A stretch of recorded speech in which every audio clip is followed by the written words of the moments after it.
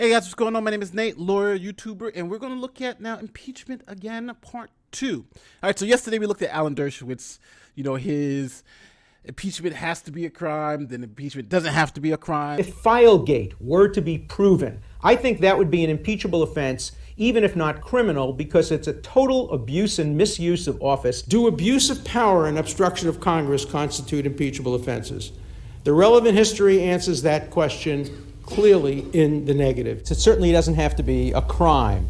If you have somebody who completely corrupts the office of president and who abuses trust and who poses great danger to our liberty, you don't need a technical crime. You were wrong back then. I was saying that I'm much more correct right now. Depending on who's trying to be impeached. So if it's a Democrat, it doesn't have to be a crime. But if it's a Republican, it must be a crime. It must be a crime. So it's, you know, we saw that ridiculousness. But it's true the Democrats do the same crap too.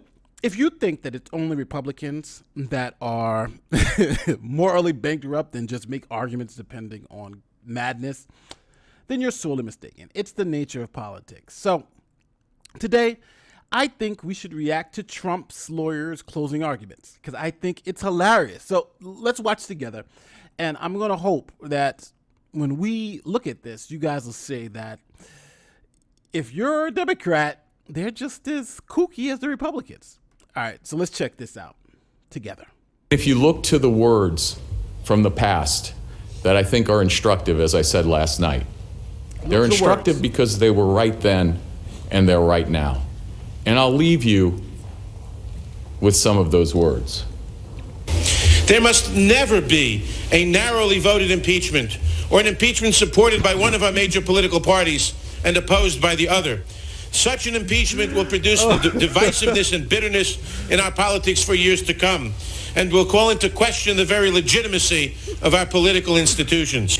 This is unfair to the American... Well, hold on. I got to go back. I got to go back already. That's Jerry Nadler. That's the House manager now. Explain it to you all. Okay. The Trump, this is good. Let's continue. Oh my God. This is the House manager now trying to impeach Trump. This is what he was saying. Legitimacy of our political institutions. This is unfair to the American people. By these actions, you would undo the free election that expressed the will of the American people in 1996. In so doing, you will damage the faith the American people have in this institution. This is exactly what they are arguing, what the Republicans are arguing now. These are the Republican arguments now. If you just take Clinton and switch it with Trump, how do we let our society get to where these people could just be these out and outright hypocrites? These are just outright. Let's continue. And in the American democracy, you will set the dangerous precedent that the certainty of presidential terms, which has so benefited our wonderful America, will be replaced by the partisan use of impeachment. Future presidents will face election, then litigation, then impeachment. The power of the president will diminish in the face of the Congress, a phenomenon much feared by the founding fathers. I just want to say this. This is the argument the Republicans are making now. They're just pointing back and saying, she was right. She was right back in 98. Nadler was right. It shows you. If you're in politics, they have no moral center. They're just telling you what they want to hear, what you want to hear. And what you want to hear at that time. In 1998, it was Bill Clinton was right. 2000, now Trump is wrong. Oh my God. Trump's legal team is good. They found these clips and they're hitting them hard. This is a constitutional amendment that we are debating, not an impeachment resolution. The Republicans are crossing out the impeachment standard of high crimes and misdemeanors, and they are inserting the words any crime or misdemeanor. Now you see, this is why Alan Dershowitz was like, any crime. Any crime. Matter of fact, it doesn't have to be a crime. And the Democrats back there were arguing, no. It has to be high crimes, specific. Again, Democrats were narrowing the box. Republicans expanded the box. Now, Republicans narrow the box, and Democrats are expanding the box. It's the same shit. It's just Now the people with the D's during their name are making a different argument. These people have R's in their name. It's frustrating because we all see it happening, and it's just like we're so numb to it because we expect them all to be liars. We are permitting a constitutional coup d'etat, which will haunt this body and our country. Now, when Trump says that, we're all saying he's being irresponsible, he's ridiculous. This Democratic congressman is saying the same thing. He sounds like Trump. This is a coup d'etat. Forever, I warn my colleagues that you will reap the bitter harvest of the unfair partisan seeds you sowed today. The constitutional provision for impeachment is a way to protect our government and our citizens, not another weapon in the political arsenal. I expect history will show that we've lowered the bar on impeachment so much. We have broken the seal on this extreme penalty so cavalierly that it will be used as a routine tool to fight political battles. My fear is that when a Republican wins the White House, Democrats will demand payback. You were right.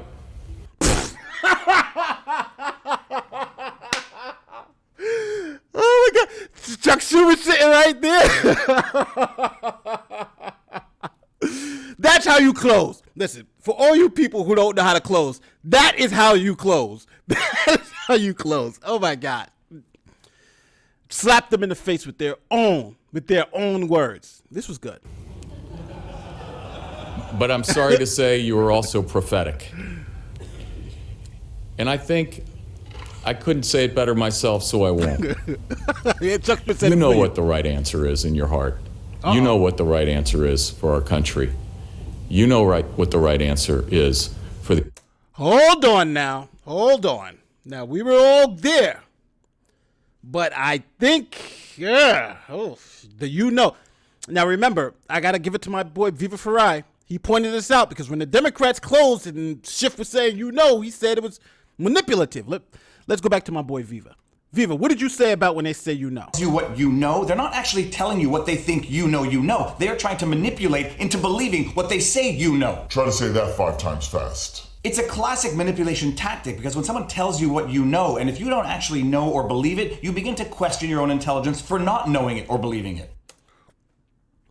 You see? Viva's right. He keeps saying, we don't know. He's manipulating us, right? This is, again, both sides do it. Schiff did it, and this Trump's top legal, just his lawyer, the chief White House counsel, he's doing it too. He's manipulating us because you know. The American people. What they are asking you to do is to throw out a successful president on the eve of an election with no basis and in violation of the Constitution. It would dangerously change our country and weaken forever all of our democratic institutions. You all know that's not in the interest of the American people. Uh-oh. You know. Well, listen, I'm going to say this. I'm not going to play any more of this. Why? Because he's made his point. This is just, bull. But I think the point was made is that President Clinton committed a crime. I don't care what anybody says. He committed perjury. He lied under oath. That's a crime. And he wasn't impeached. Now, is what Trump did worse than lying under oath? That's for you, the jury, to decide. But I think if you're just being honest with yourself, one president committed an actual crime and no Democrats didn't vote for him to get kicked out. I wouldn't suspect the Republicans would vote for their guy to get kicked out. He didn't commit a technical crime, even though it really could be a crime and all this other stuff. Listen. Now, the last piece of this is the John Bolton piece. Now, there may be witnesses because my man John Bolton, he knows where the bodies are buried. And he's, come out and said that Trump told him personally that he wasn't going to give that money up to Ukraine without the investigations or the announcement of the investigation. So that may be interesting. And that's why I think you might have to have witnesses here. But let me know what you think. The Democrats made the argument for Trump's lawyers themselves back in 1998. why this impeachment is no good. Did Trump's lawyers convince you? Or are they all full of crap? Because you know. You know.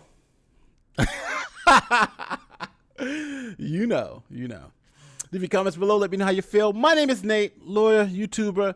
First time here, don't forget to smash the subscribe button. Try to hit me up on Patreon. Let's have some fun with this thing. I just hooked you up.